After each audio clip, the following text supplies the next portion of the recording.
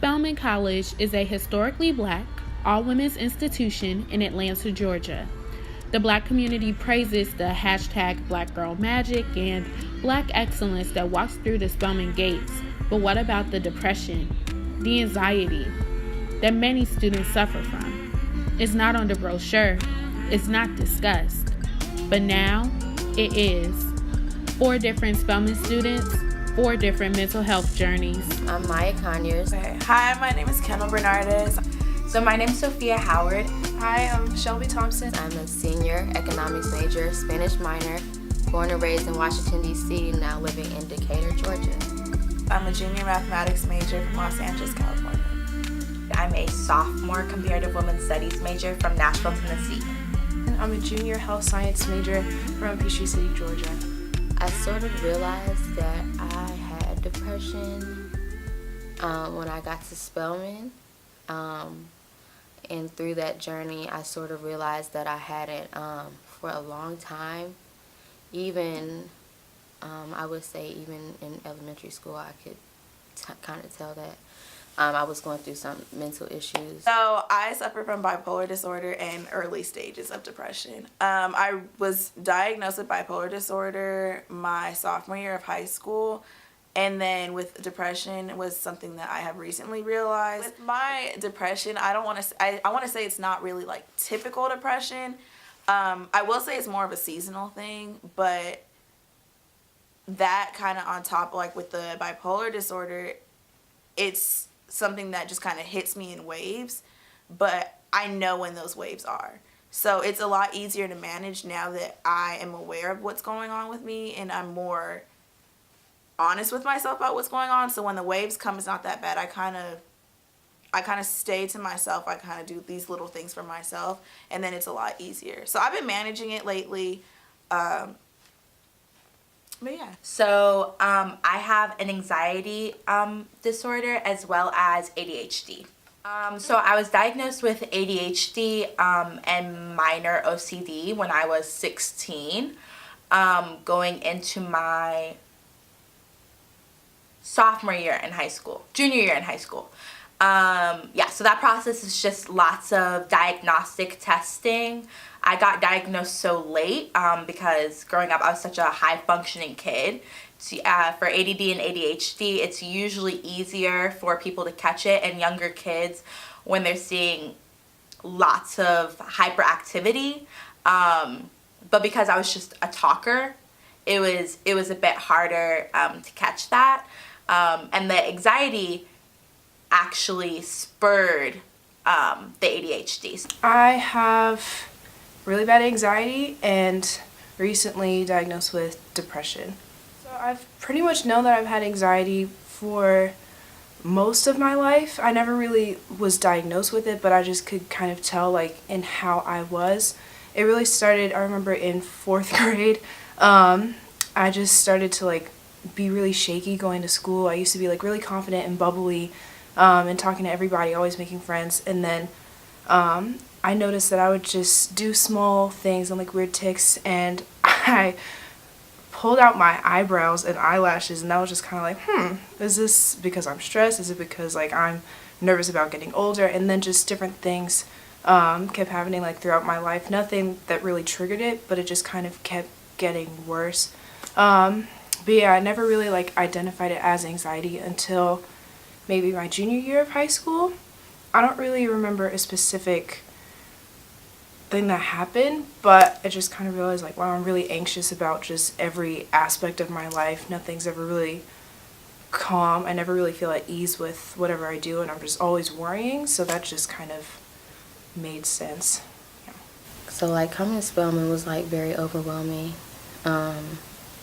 Just because there are so many like women, and obviously like you're in a space with women who since the school is so small, a lot of women want to do the same thing. So now you're kind of like putting yourself like on the spot of like, if you're not doing something that other people are doing, then you're not successful or it's a failure, because people don't really verbalize their problems on this campus.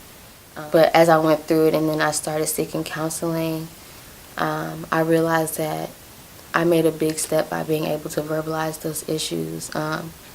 So Spelman kind of helped me. Just seeing the competitiveness and seeing how we don't verbalize our issues made me want to verbalize my issues even more. So like being here kind of like broke me down and like made me vulnerable, and then like I was able to build myself back up in order to kind of not put myself in that place and not compare myself to other people. As far as like seeing how everyone here is trying to like uplift each other in different like aspects in like different extracurriculars, different organizations, and just seeing like we're all Spelman women, we're all capable of achieving great things, but then seeing everybody who is capable, and then those who don't realize that you don't have to be in the spotlight for every single thing you do, but you're still capable of that. That kind of messes with not only me, but a lot of people that I've seen on campus. And then if you're not recognized, then you're seeing like with the self-doubt of like, am I good enough to do this? Am I capable of achieving things that everyone else clearly is able to do? And then it just kind of like all manifests itself, and then just gets worse and worse if you don't achieve the things that you believe that you can or have done in the past and aren't able to do now. My mom had a hard time going to therapy. It was lots of pray. And for some people that's not it. So I was able to take control of my own mental health when I came to college. At the same time, that meant that I was the only person completely responsible. So when I felt like I was slipping, when I felt like I needed extra help, it was on me to overcome my own pride and seek out that help. So I think it's a beautiful thing, and at times it can be a hard thing. I think that looking at the legacy of Spelman, it being a place to groom great wives, I think acknowledging that legacy, and then seeing the ways in which Black women's bodies have been policed throughout American history, and then also been policed at Spelman College. It's important to acknowledge this idea of the perfect Spelmanite, right? And acknowledge the damage that it does to our student body. When we look around, there's no prevalent idea of a Spelmanite that we see. We see people of all different shapes, sizes, interests, and passions. It doesn't do the institution any good anymore to keep uplifting this outdated vision of womanhood and superhood and superwoman. I think that Spelman has an interesting position because they could be at the forefront of deconstructing those images. But yeah. As far as for guidance or for support, the only real person that I go to is my mom. She's the only person who really actively like listens to me and really seems like she really wants to help. Like, we never had a bad relationship by any means, but I'm just much more open with her with how I'm feeling. Like, as my mom, of course, she could like tell that things were wrong, but since I never wanted to admit it to myself, I of course didn't want to admit it to her. And with being like more open with myself, now I can like recognize in other people when they're feeling like similar to me. And so like I'll ask her, because like we have just not a plethora of things going on, but things like in our lives that are building, and I can see it like taking a toll on her. So I try to ask her, like, since I'm open with her, I feel like she should be open with me, but she's not as open as I'd like her to be, because I want to help as much as she's tried to help me. Like I said, with Black women always trying to like care for other people before they help themselves, that I see that a lot in her. And my parents, are the classic American story type of situation. My dad overcoming immense poverty, became a doctor. My mom coming from inner city Atlanta, becoming a lawyer, and then building a family and a legacy in another state away from their family. It's not new. It doesn't make it less extraordinary, but it's not new. So for them, when I started to struggle, they were unable to initially empathize, right? I went to a prep school. I was heavily involved in sports and extracurriculars.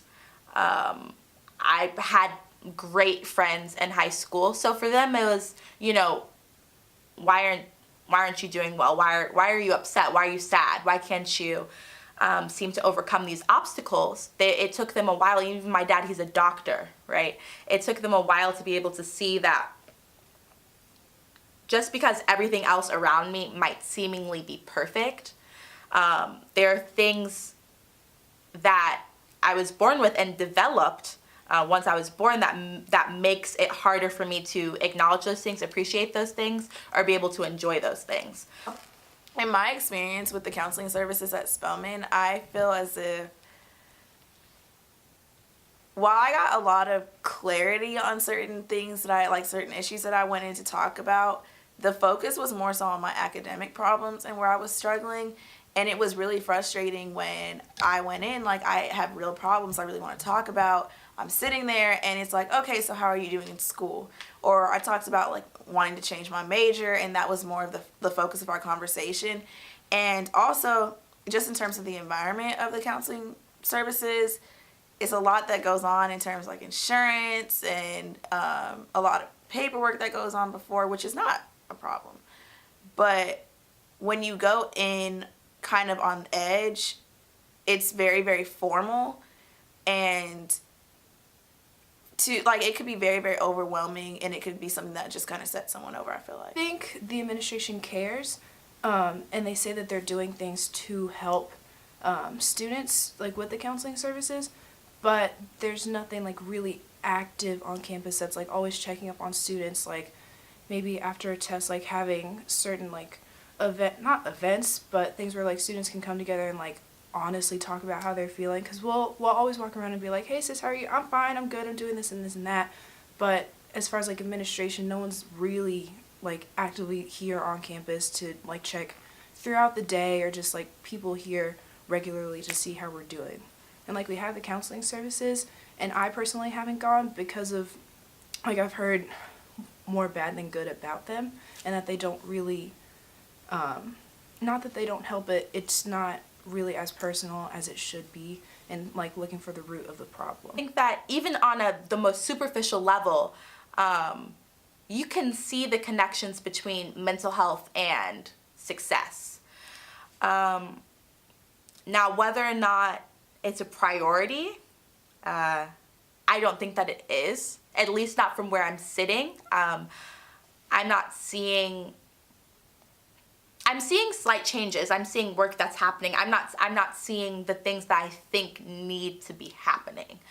There are, of course, faculty members on this campus that are really big mental health advocates and will continue to be advocates for their students and give them spaces in which to be honest and to be upset and to be sad and to cry. I wouldn't say that that's the whole institution. I think that Spelman has to be able to construct and find more safe spaces for people to be honest. And for most people, that's not the counseling center.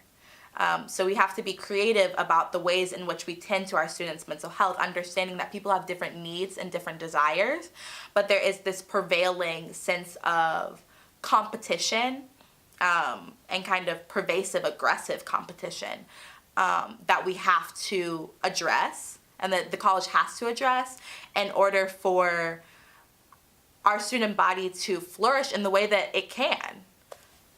The improvements that Spelman needs to make in terms of like paying attention to our the students' mental health is at first they need to start listening. I think professors need to start listening when a student comes to them and says the reason that they couldn't do their assignment was because of their mental health. That I think it starts there.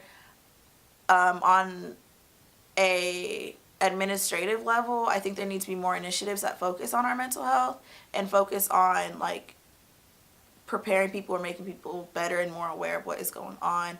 And then in terms of like the counseling services, I think it needs to be a little less formal and a little more inviting for students, and the focus shouldn't always be on school. I think the focus, if someone comes in with a big like a mental health problem, or they're saying that they feel as if they have a mental health problem, I think that needs to be the focus, and in that way it needs to be paid attention to a little more. There shouldn't be as much pressure on students to be seen like as not perfect, but like we're Spelman, we're the #1 HBCU, all that, yada yada yada, which is still fantastic. But if we're just trying to live up to the name and live up to like the rankings that we have, we need to realize that that's just a lot of pressure on the students to be seen as good enough like for the school. Because then if we're like students and then we're supposed to like have these high GPAs, like get into these programs, all the list of things that we're supposed to do, if there are people that are maybe struggling to do that, or like are taking a different path, or maybe like taking longer to graduate, have dips in their GPA like throughout their time here, then maybe they'll feel like, well, maybe I'm not good enough for Spelman, this and this and that, and Spelman's not really doing anything to make me feel as though I'm good enough, then